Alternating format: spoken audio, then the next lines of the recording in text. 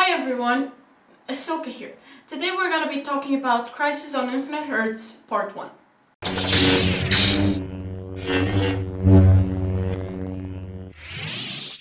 Part 1 is a Supergirl episode, and it starts off with the Monitor basically explaining to us the Big Bang Theory of the DC universe. He explains to us how everything started and how the multiverse was created, which was actually pretty neat. Then, right after that, we get two nice small cameos. One of them, for us who like the Big Bang Theory, we already know him, Will Wheaton.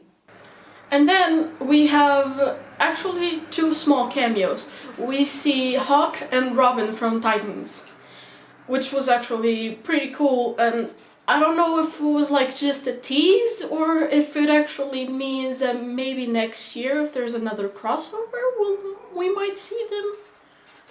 I don't know, something to think about, and it would be pretty cool to see the Titans in that universe.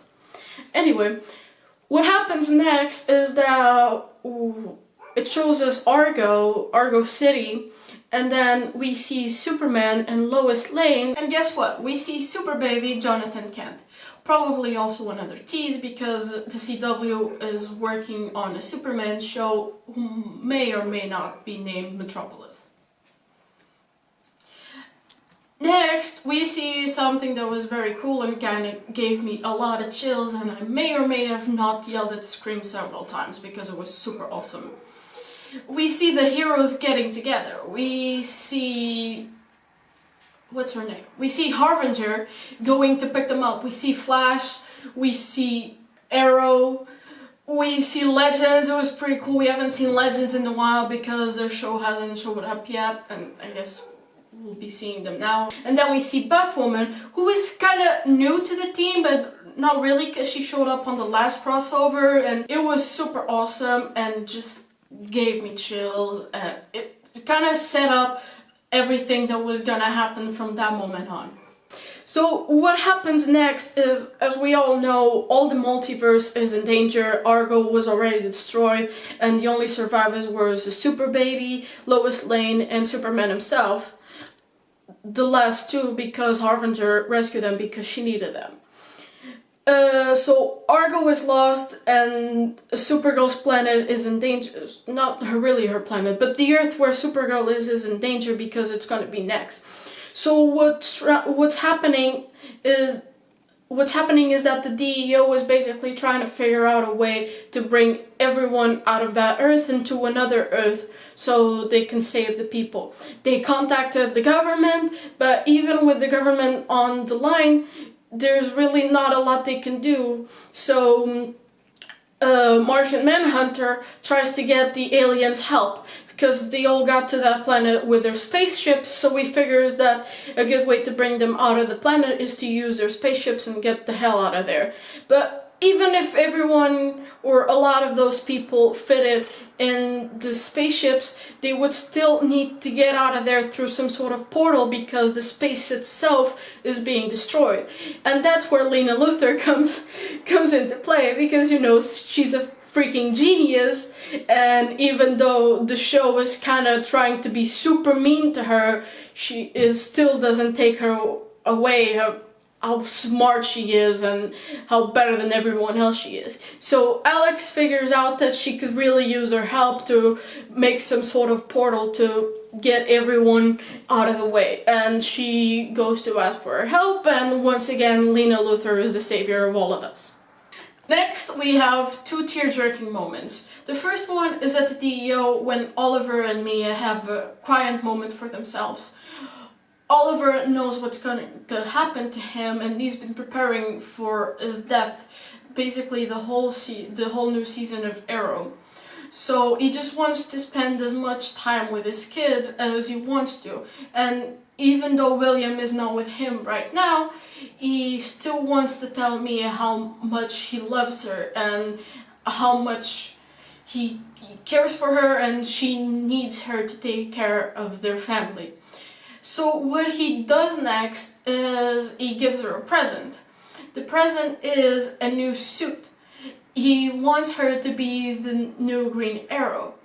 she's kind of shooken at first because she's still dealing with the fact that she might lose her dad, and she tells him that if he's not the Green Arrow, there shouldn't be one in the first place. But he tells her that he should continue his legacy and she'll be even better than he ever was. And it's kind of a tear-jerking moment because apparently in that Earth, Oliver seems to be all alone. He has no one else. And he thinks that Sarah is a ghost because in his Earth she died with a gambit. And Sarah just kind of tries to explain to him without actually explaining because the multiverse is a complicated thing. So she just tells him that it's not his fault what happened to her in that Earth, because if she knows herself, she would have gotten on that ship no matter what because it's what she wanted to do.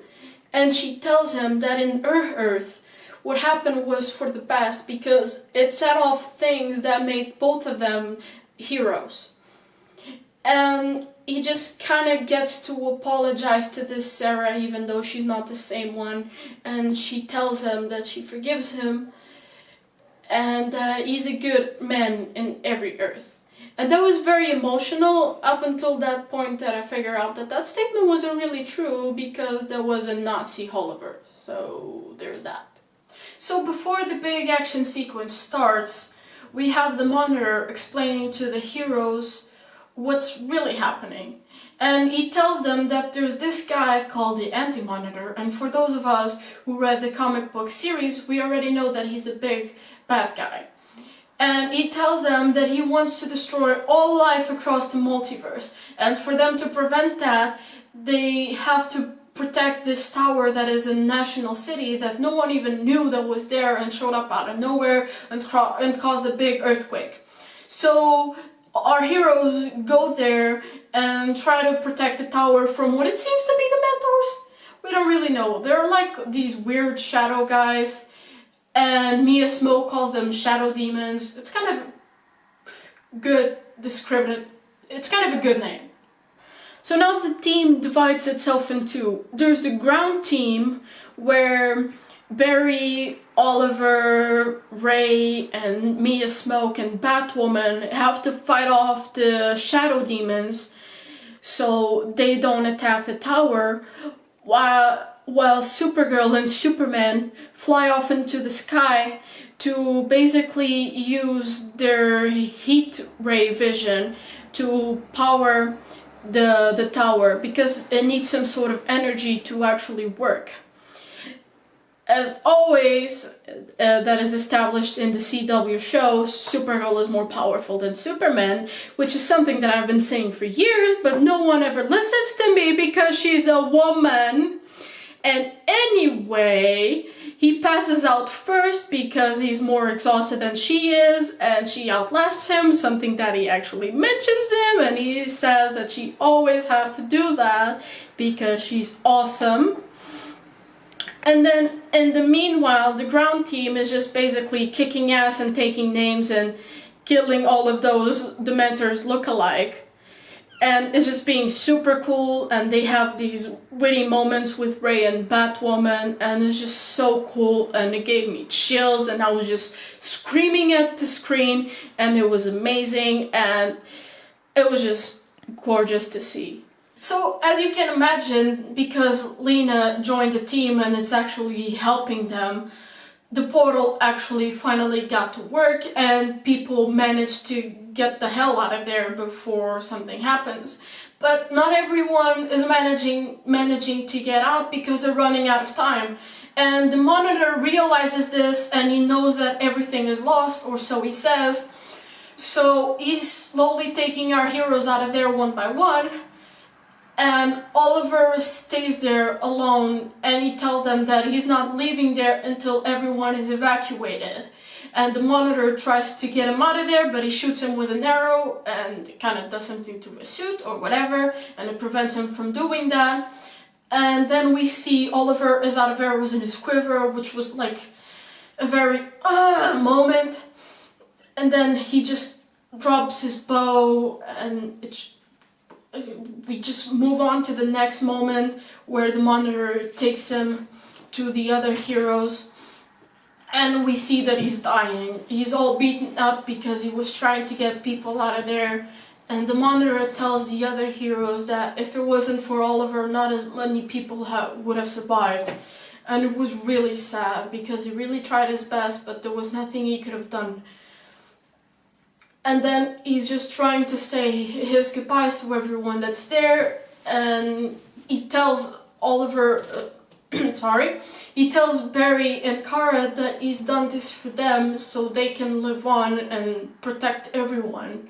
And it was very sad, and he says goodbye to Mia and tells her that he loves her, and tells her to go find their family and to tell them that he loves them too, and it was really sad. And then he basically dies.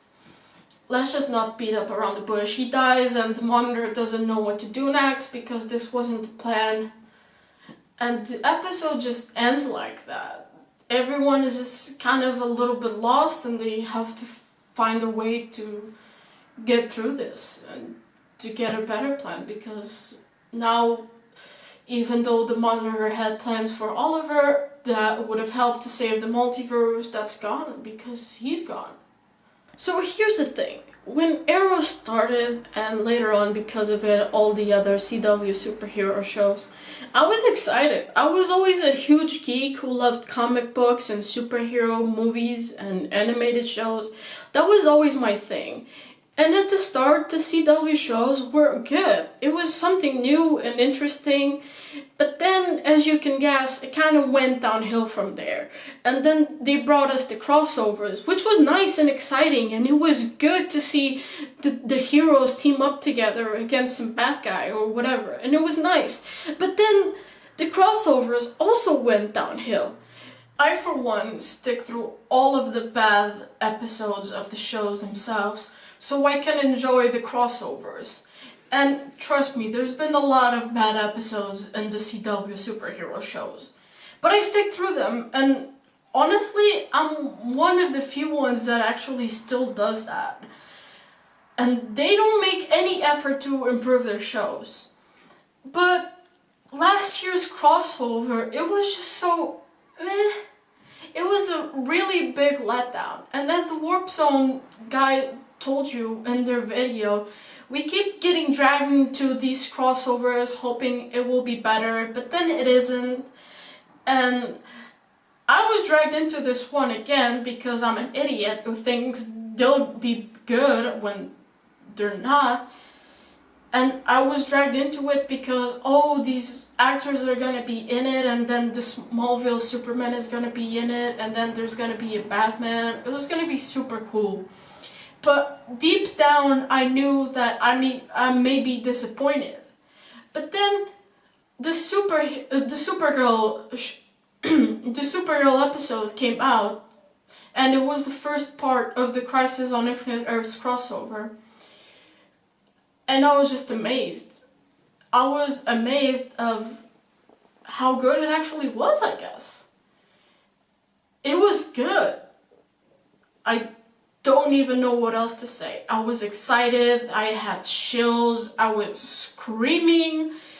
It had high stakes. It really did. For me, when I read the comic book series, it was amazing and sad at the same time because a lot of heroes died. And for me, it was one of the first originals multiverse kind of deal thing. And it did that very well. And I think this crossover might do the same thing. We don't know yet, but it might. And the first episode was a good start. So let's hope it stays that way. For now, that's it. But I'll see you guys tomorrow to talk about the Batwoman episode. And if you like this video, make sure to hit the like button. Let me know in the comments below what other stuff you guys would like for me to talk about. And if you want, do subscribe because that would be really nice. Stick around and I'll see you next time.